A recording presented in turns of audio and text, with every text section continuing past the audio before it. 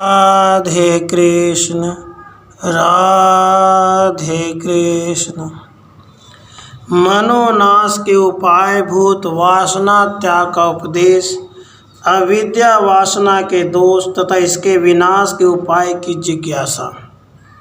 श्री वशिष्ठ जी ने कहा, जैसे बर्फ का रूप शीतलता और काजल का रूप कालिमा है, उसी प्रकार मन का रूप अत्यंत चंचलता है। श्री राम जी ने पूछा, ब्राह्मण, इस अत्यंत चंचल मन के तीव्र वेग या चपलता का बलपूर्वक निवारण कैसे हो सकता है? श्री वशिष्ठ जी ने कहा, श्री राम, इस जगत में कहीं भी चपलता से रहित मन नहीं देखा जाता। जैसे उष्णता अग्नि का धर्म है, वैसे ही चंचलता मन का। चेतन तत्व में जो यह चंचल क्रिया शक्ति विद्यमान है, उसी को तुम जगत का आडंबर रूप मानसी शक्ति समझो।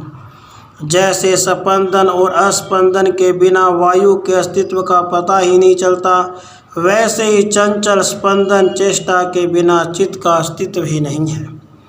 जो मन चंचलता से रहित है, वही मरा हुआ कहलाता है। वही तप है और वही शास्त्र का सिद्धांतभूत मोक्ष कहलाता है। मन के विनाश मात्र से संपूर्ण दुखों की शांति हो जाती है और मन के संकल्प मात्र से परम दुखों की प्राप्ति होती है। श्री राम, मन की जो यह चपलता है, वह अविद्या से उत्पन्न होने का अविद्या कहलाती है। उस अविद्या का ही दूसरा नाम वासना पद है। उसका विचार के द्वारा नाश कर देना चाहिए। विषय चिंतन का त्याग कर देने से अविद्या और वासनामय उस चित्त सत्ता का अंतःकरण में लय हो जाता है और ऐसा होने से परम श्रेय मोक्ष सुख की प्राप्ति होती है। पौरुष प्रयत्न के द्वारा मन को जिस वस्तु में भी लगाया जाता है, उसी को प्राप्त होकर वह अभ्यासवश तद्रूप हो जाता है। जो संसार सागर के वेग में पड़कर तृष्णा रूपी ग्रह की दाढ़ों में फंस गए हैं और भ्रम रूपी आवर्तों द्वारा दूर बहाए जा रहे हैं, उनके वहाँ से पार पाने के लिए अपना जीता हुआ मन ही नौका रूप है। जिसने परम बंधनकारी मन रूपी पास के अपने जीते हुए मन के द्वारा ही काट कर आत्मा का उद्धार नहीं कर लिया, उसे दूसरा कोई बंधन से नहीं छुड़ा सकता। विद्वान पुरुष को चाहिए कि हृदय को वासित करने वाली जो वासना, जिसका दूसरा नाम मन है, उदित होती है, उसका परित्याग करे, उससे मिथ्या समझकर छोड़ दे। इससे वासनात्मक मन के साथ ही अविद्या का क्षय हो जाता है। भावना की भावना न करना ही वासना का क्षय है। इसी को मन का नाश एवं अविद्या का नाश भी कहते हैं। रघुनंदन, भ्रम से दो चंद्रमाओं की प्रतीति के समान यह वासना नित्य सत्य होती हुई ही सत्य के समान उठ खड़ी हुई है। इसलिए इसका त्याग कर देना ही उचित है।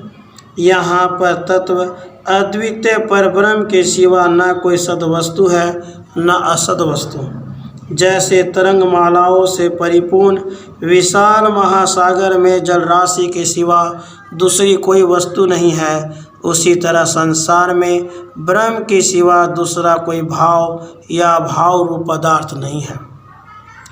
यदि कर्म का फल सत्य हो तो कर्म उपादेय ग्राह्य होना चाहिए, और यदि उसका फल मिथ्या हो तो वह कर्म सर्वथा हेय त्याज्य ही होना चाहिए, क्योंकि सब लोग एकमात्र उपादेय वस्तु में ही आसक्त होते हैं।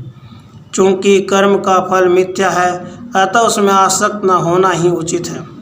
इंद्रजाल के समान यहाँ सब कुछ मायामय और अवास्तविक है, फिर उसमें क्या आस्था हो सकती है? कैसे हेय और उपादेय दृष्टियाँ हो सकती हैं? रघुकुल तिलक श्री राम, संसार वृक्ष के बीज कणी का रूप जो यह विद्या है, इसका अस्तित्व नहीं है, तो भी यह सत्ता युक्त वस्तु की भांति विस्तार को प्राप्त हुई है। यह विद्या मनोराज्य की भांति केवल कल्पित आकृति मात्र से भाषित होती है। सत्यता का इसमें सर्वथा अभाव है। यद्यपि वह सैकड़ों हजारों शाखाओं से युक्त जान पड़ती है, तथापि वास्तव में कुछ भी नहीं है। यह जंगल में प्रतीत होने वाली मृग तृष्णा की भांति मिथ्या ही है, तो भी इसने व्यर्थ या आडंबर फैला रखा है। जैसे मृग तृष्णा उन भोले भाले मृगे को ही धोखे में डालती है, मनुष्यों को नहीं, उसी प्रकार यह अविद्या अज्ञ पुरुषों को ही धोखा देती है, विज्ञ पुरुषों को नहीं। जैसे प्रलय काल की आंधी भीषण रूप धारण कर धूल राशि से व्याप्त हो बलपूर्वक तीनों लोकों को आक्रांत कर लेती है, उसी प्रकार अविद्या भी भयंकर आकार धारण कर विचरती है। रजोगुण के आधिक्य से वह भूसर जान पड़ती है और हठात लोकांतरों को पद दलित कर देती है। जैसे आकाश में अकारण ही नीलिमा दिखाई देती है, उसी प्रकार यह अविद्या भी किसी कारण के बिना ही प्रतीति का विषय होती है। दो चंद्रमाओं के भ्रम की भांति इसकी उत्पत्ति हुई है। यह स्वप्न के समान भ्रम उत्पन्न करती है और जैसे नौका द्वारा यात्रा करने वाले लोगों को तटवर्ती ठूंठे काठ में भी गतिशीलता की प्रतीति होती है, वैसे यहाँ इस अविद्या का उत्थान हुआ है।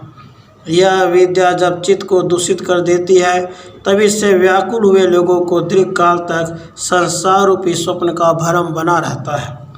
विषय रूपी रथ पे आरूढ़ हुई यह उद्भूत वासना रूपिणी प्रबल अविद्या मन को उसी तरह शीघ्र आक्रांत कर देती है जैसे जाल पक्षी को फांस लेता है। जैसे विवेक बुद्धि से विषय बुद्धि का निरोध किया जाता है, उसी तरह प्रयत्न पूर्वक इस वासना रूपिणी अविद्या का भी शीघ्र निरोध करना चाहिए।